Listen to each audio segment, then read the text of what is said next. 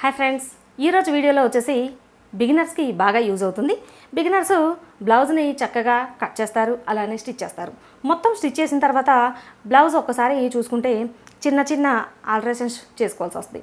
అది ఎలా అంటే బ్లౌజ్లో భుజాలు జారిపోవడం, భుజాలు బాగా లూజులు రావడం, అలానే ఫ్రంట్ నెక్, బ్యాక్ మొత్తం సెట్ అవుతుంది కానీ ఈ ఫ్రంట్ నెక్ ఒకటే బాగా లూజ్ వచ్చేస్తుంది, ఒకవైపున మాత్రమే బాగా ఇలా జారిపోయినట్లుగా వస్తుంది. అలానే ఈ ఫ్రంట్ పార్ట్లు హుక్స్లు, కాజల్ బెల్ట్ రెండు స్టిచ్ చేసిన తర్వాత ఒకటి పొడవు ఎక్కువగా వస్తుంది, ఒకటి తక్కువగా వస్తుంది. ఇంకొకటి ఈ సైడ్ జాయిన్ చేసేటప్పుడు ఫ్రంట్ పార్ట్ ఒక్కోసారి ఎక్కువ వస్తుంది, ఒక్కోసారి బ్యాక్ పార్ట్ ఎక్కువ వస్తుంది. ఇలా ఎందుకు, ఏం పొరపాట్లు జరుగుతున్నాయి, మరి ఇలా ఎందుకు పొరపాట్లు జరుగుతున్నాయి అనేది తెలుసుకోవాలి అంటే మన ఈ వీడియోని పూర్తిగా చూడాల్సిందే. ఓకే, వీడియోని స్టార్ట్ చేయబోయే ముందుగా మన ఈ వీడియోని ఫస్ట్ టైం చూస్తున్నట్లయితే మన ముద్ర వీడియోస్ ఛానల్ని సబ్స్క్రైబ్ చేసుకోండి. పక్కనే ఉన్న బెల్ బటన్ని క్లిక్ చేస్తే మనం కొత్తగా ఎప్పుడు వీడియోస్ అప్లోడ్ చేసినా ముందుగా మీకు నోటిఫికేషన్ వస్తుంది. వీడియో నచ్చినట్లయితే లైక్ చేయండి, మీ ఫ్రెండ్స్కి షేర్ చేయండి. ఇక్కడ ఈ హుక్స్లు, కాజల్ బెల్ట్ వైపు ఉంది కదా, ఇది మాత్రం మనకి బాగా చాలా అంటే చాలా చక్కగా యూజ్ అవుతుంది. ఒక 1/2 ఇంచ్ ఇక్కడ మార్క్ చేసేయాలి. ఇక్కడ మార్క్ చేసేసి ఇక్కడ నుండి చిన్న పీస్ ఇలా క్రాస్గా మార్క్ చేసేసుకోవాలి. మనం కట్ చేసుకునేటప్పుడు ఈ క్రాస్ పీస్ని ఇలా కట్ చేసేసుకొని మనం నెక్ రౌండ్ని తీసుకుంటే మనకి ఈ నెక్ దగ్గర చాలా అంటే చాలా నీట్గా రౌండ్ వస్తుంది. అలానే నెక్ లూజ్గా సాగకుండా వచ్చేస్తుంది. ఓకేనా,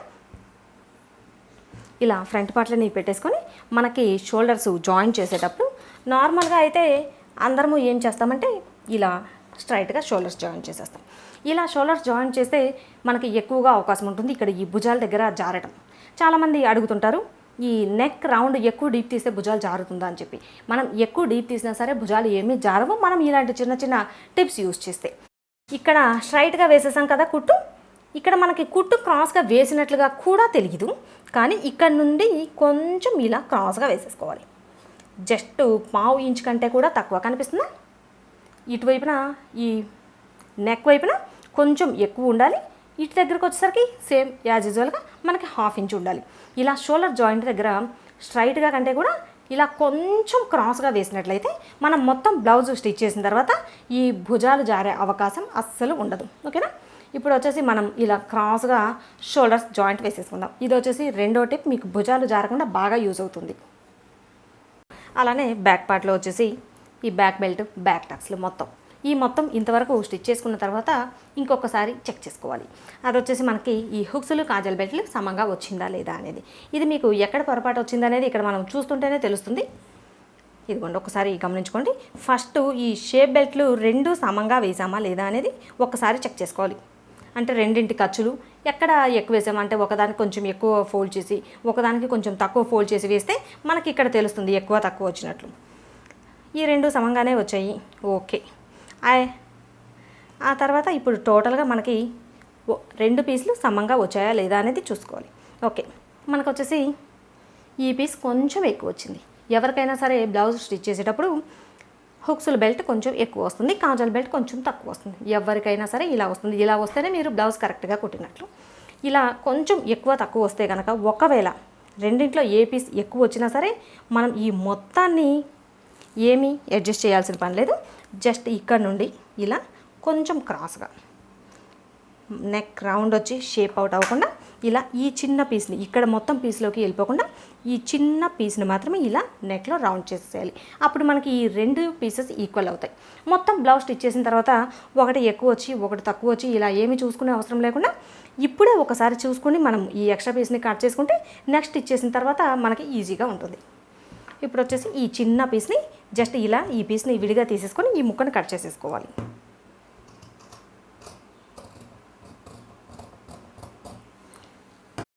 మనకి చూడటానికి ఈ నెక్ రౌండ్ ఏమీ తేడా రాకుండా నీట్గా రౌండ్ వచ్చేలా కట్ చేసేసుకోవాలి. ఇప్పుడు మనకి ఈ పీస్ మీదకి ఈ నెక్ పీస్ వచ్చేస్తుంది కాబట్టి ఓకే, చూడటానికి కూడా చక్కగా సరిపోతుంది. ఇది ఒకటి మనం బాగా చూసుకోవాల్సింది.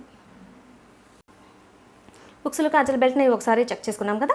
ఆ తర్వాత ఇంకొక టిప్ వచ్చేసి సైడ్స్. ఎక్కువ మందికి దాదాపుగా ప్రతి ఒక్కరికి వస్తున్న సమస్య ఇదే, మాకు సైడ్స్ సరిగ్గా రావట్లేదు. ఫస్ట్ నుంచే మనం కేర్ఫుల్గా చూసుకున్నట్లయితే లాస్ట్కి వచ్చేటప్పటికి ఎక్కడ ఎక్కువలు తక్కువలు రాకుండా నీట్గా వచ్చేస్తుంది. ఇలా మనం ఈ ఫ్రంట్ పార్ట్ మొత్తం స్టిచ్ చేసేసాం కదా, ఇలా మొత్తం స్టిచ్ చేసిన తర్వాత ఒక్కసారి చెక్ చేసుకోవాలి. ఈ 2 పార్ట్లు ఇది చూడండి, ఫ్రంట్ పార్ట్లు ఈ 2 పీసులు సమంగా వచ్చాయా లేదా అనేది ఒకసారి చూసుకోవాలి. ఓకేనా? ఇలా చూసుకున్న తర్వాత ఇంకొకటి, ఇప్పుడు మనం 2 పార్ట్లు సమంగా వచ్చాయా లేదా అనేది చూసాము 2 వైపులా. ఇప్పుడు ఏం చేయాలంటే ఈ పీస్ని ఇలా ఫోల్డ్ చేసేసుకొని ఫ్రంట్ పార్ట్ పీసు బ్యాక్ పార్ట్ పీసు సమానంగా వచ్చిందా లేదా అనేది ఒకసారి చెక్ చేసుకోవాలి. ఇలా పెట్టేసుకొని మనకి back part piece front part piece సమానంగా వచ్చిందా లేదా అనేది ఈ పార్ట్ పీస్కి ఒకసారి పెట్టుకొని చూసుకోవాలి. ఒక్కోసారి ఏమవుతుందంటే మనకి ఖర్చుల్లో పొరపాటు కొంచెం ఎక్కువ తక్కువ పెట్టేసామంటే ఇంత ఒక 1/2 ఇంచు ఎక్కువ తక్కువ వచ్చేస్తుంది. దాదాపుగా మనకి ఈక్వల్గా వస్తే పర్వాలేదు. ఒకవేళ ఈక్వల్గా రాలేదు, కొంచెం ఎక్కువ వచ్చింది అంటే కనుక చాలా తక్కువ అయితేనే, ఎక్కువ అయితే మాత్రం ఇది అస్సలు కట్ చేయకూడదు.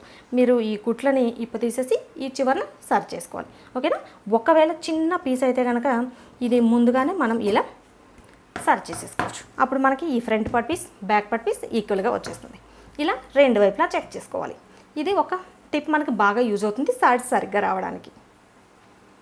ఓకే, ఇప్పుడు వచ్చేసి మనం హ్యాండ్ జాయింట్ చేసుకోవాలి. హ్యాండ్ జాయింట్ చేసుకునేటప్పుడు ఎప్పుడు కూడా నేను చాలాసార్లు చెప్తుంటాను, ఈ టక్స్ పెట్టిన వైపున మనకి ఫ్రంట్ పార్ట్లో వచ్చేలా చూసుకోవాలి. మధ్యలో టక్స్ పెట్టేసాం కదా, ఈ టక్స్ దగ్గర నుండి ఈ షోల్డర్ని జాయింట్ చేసేసుకోవాలి.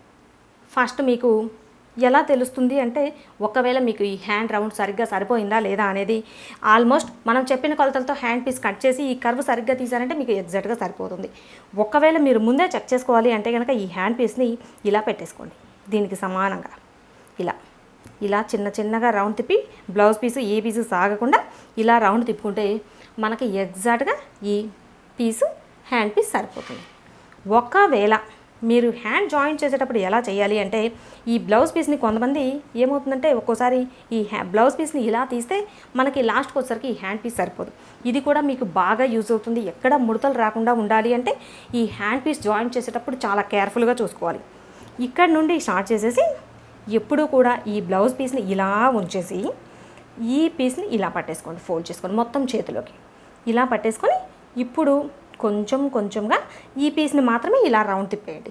అప్పుడు మీకు ఇక్కడ ముడతలు వచ్చే అవకాశం ఉండదు. ఈ బ్లౌజ్ పీస్ సాగినా మీకు ముడతలు వచ్చేస్తుంది. ఇక్కడ కుట్టు స్ట్రైట్గా రాకపోయినా, ఖర్చు మనకి ఈక్వల్గా రాకపోయినా ముడతలు వస్తుంది. ప్రతిసారి ఎక్కువగా వచ్చే మెయిన్ ప్రాబ్లం ఇదే. అందుకోసం బాగా కేర్ఫుల్గా చూసుకోండి.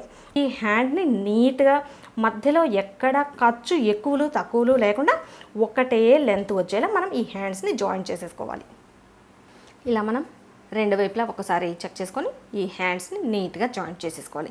ఇలా జాయింట్ చేసుకున్న తర్వాత నెక్స్ట్ వచ్చే పెద్ద సమస్య, ఎక్కువ మందికి ఎదురయ్యే సమస్య, సైడ్ జాయింట్ కరెక్ట్గా రావట్లేదు, సైడ్స్ ఈక్వల్గా రావట్లేదు.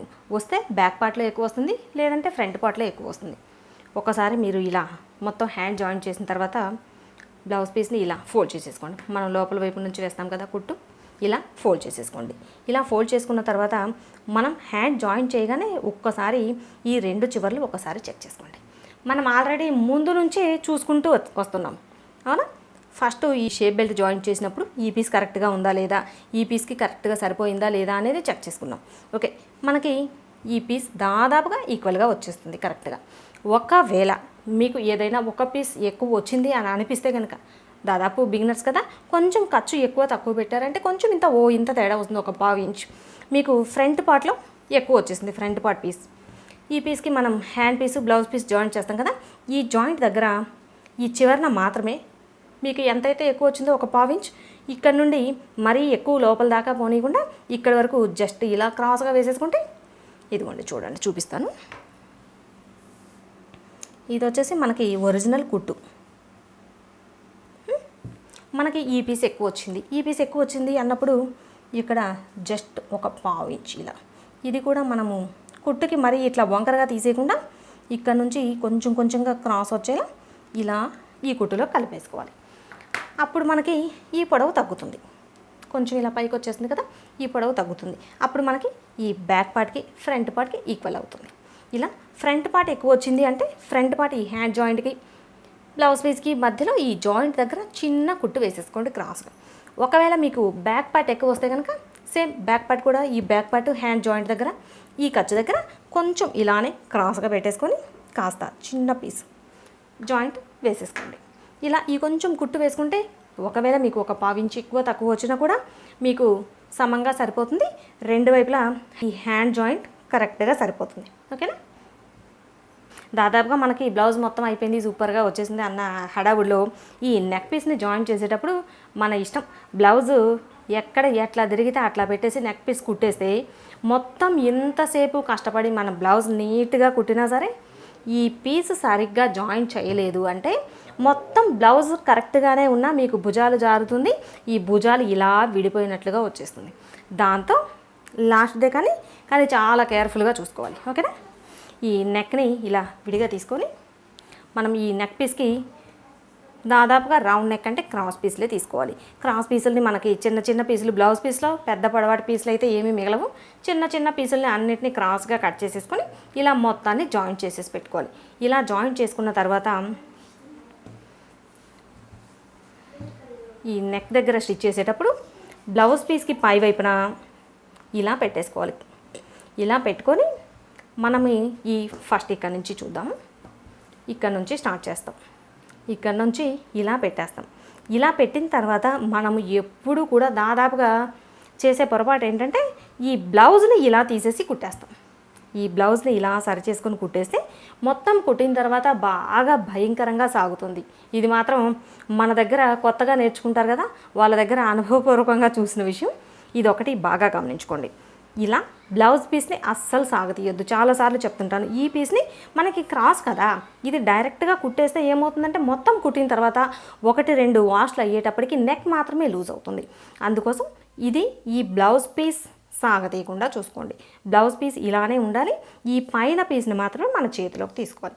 చేతిలోకి తీసుకొని సాగేట్టుగా కుట్టండి అంటే మరీ సాగతీసి ఏమీ అవసరం లేదు. జస్ట్ ఈ పీస్ని ఇలా పట్టుకొని మధ్యలో లూజులు ఎక్కడా లేకుండా ఇలా రౌండ్ చేసేసుకోవాలి. ఇలా కొంచెం కొంచెంగా ఈ బ్లౌజుకి సరిపడా బ్లౌజ్ని తిప్పుకుంటూ ఈ పీస్ని లూజు ఎక్కడా లేకుండా జస్ట్ ఇలా సరి చేసుకుంటూ ఈ పీస్ని మనం పైన 1-2 వేళ్ళతో ఇలా పట్టుకొని కుట్టేసుకోవాలి నెక్ దగ్గర. ఇంకొకటి, ఈ నెక్ పీస్ని జాయింట్ చేసేటప్పుడే మనకి నార్మల్గా ఎలా అయితే ఖర్చు పెట్టుకుంటామో సేమ్ అదే విధంగా ఇక్కడ ఎంత ఖర్చుతో అయితే స్టార్ట్ చేస్తామో చివరి వరకు ఈ రౌండ్ తిరిగే దగ్గర, స్ట్రైట్గా ఉన్న దగ్గర ఒకటే ఖర్చు ఉండేలా చూసుకోండి. అప్పుడు మీకు ఈ నెక్ రౌండ్ దగ్గర పర్ఫెక్ట్ అవుతుంది. చాలా అంటే చాలా బాగా వచ్చేస్తుంది. ఇలా మనము బ్లౌజ్ కట్ చేయడం ఒకటే, స్టిచ్ చేయడం ఒకటే. కాకపోతే ఈ చిన్న చిన్న టిప్స్ మనకి ఈ బ్లౌజ్లో ఎక్కడ ఏ పీస్ని జాయిన్ చేసేటప్పుడు ఎలా పెట్టుకోవాలి, ఎలా క్లాత్ని తిప్పుకోవాలి, ఎక్కడ ఏ టిప్స్ యూజ్ చేయాలి అనేది తెలుసుకోగలిగితే మన బ్లౌజ్ని మనం చాలా అంటే చాలా ఈజీగా, చాలా పర్ఫెక్ట్గా కుట్టుకోగలుగుతాం. ఓకేనా? ఈ టిప్స్ అయితే మీకు బాగా యూజ్ అవుతాయి. వీడియో నచ్చిందా? అయితే లైక్ చేయండి, మీ ఫ్రెండ్స్కి షేర్ చేయండి. మన ముద్ర వీడియోస్ ఛానల్ సబ్స్క్రైబ్ చేసుకోండి. పక్కనే ఉన్న బెల్ బటన్ని క్లిక్ చేసి పెట్టుకుంటే మనం కొత్తగా వీడియోస్ ఎప్పుడు అప్లోడ్ చేసినా ముందుగా మీకు నోటిఫికేషన్ వస్తుంది.